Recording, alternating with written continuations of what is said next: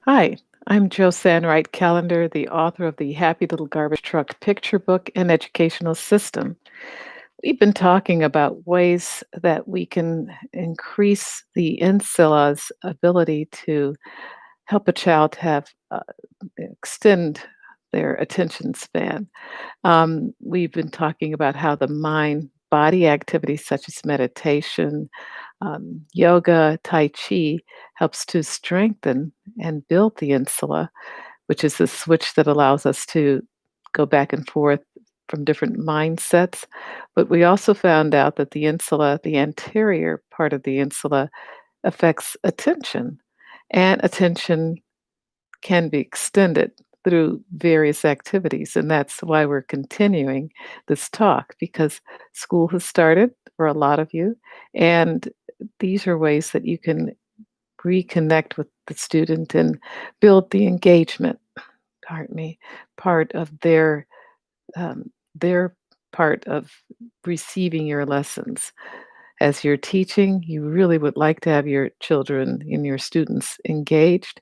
So, continuing on, adjust the task. Sometimes I've found that the attention of my students were I was losing them because the task was just too it had too many sections to it.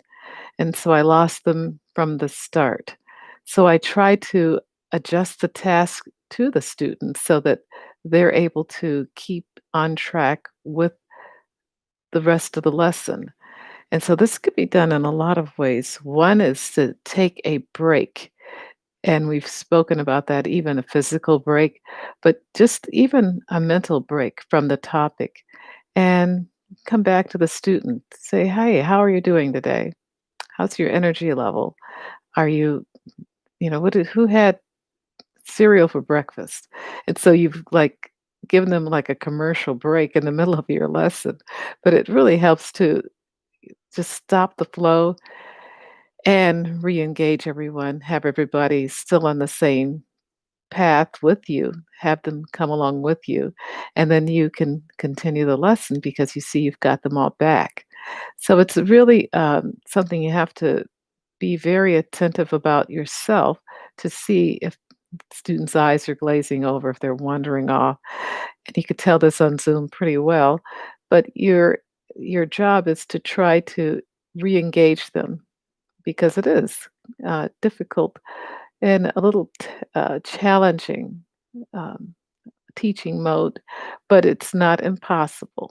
So these are tips that I think that will help not only the student extend their attention span, but help you to build engagement as well. Visual schedules are a huge part of what I've done as a special education teacher. I found that when I introduced a schedule using like a picture, a PEC system, a picture exchange, um, using their photographs there online, um, I could build a schedule for a student and they could actually know, oh, we're almost done with this topic and can tick it off. That could be done also with what you're teaching within that hour. You could show a child a graphic. We're going to do our vocabulary words. We're going to spell them. We're going to do a word scramble, and then we're going to do our definitions. So, okay, we've done the word vocabulary list.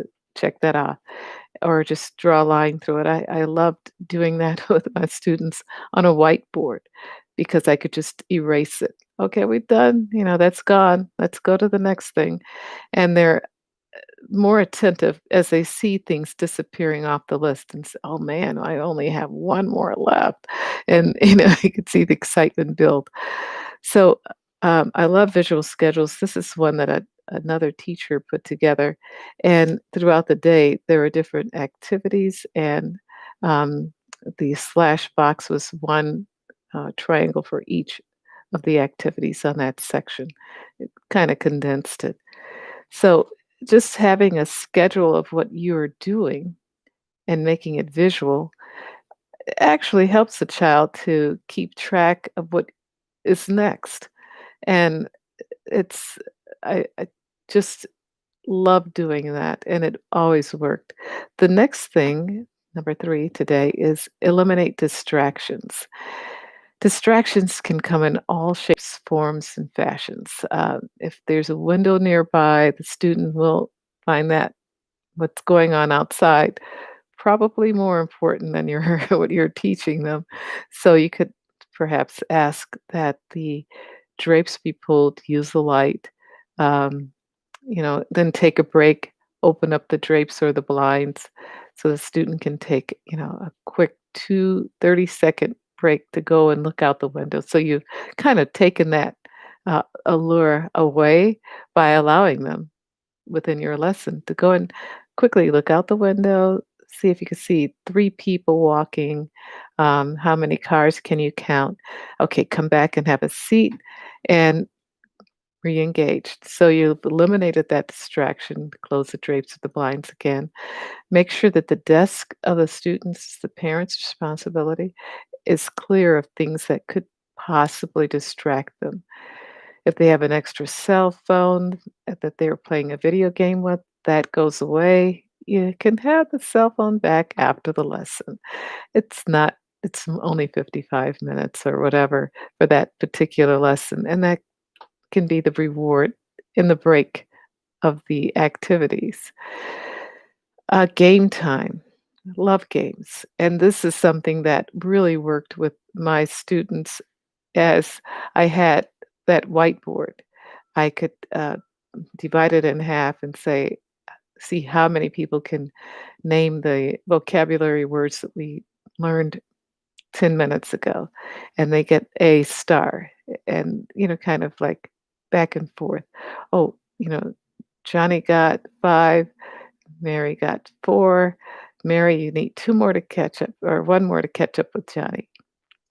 And so you can do things of that nature just to build activities within the activity.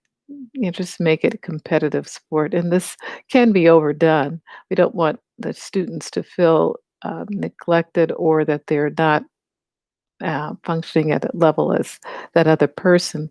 But just keep it light, make it fun, and make the game easy. So we'll talk about a few more on our next time that we're together. But thank you for attending, and please subscribe and share. And talk with you later. Bye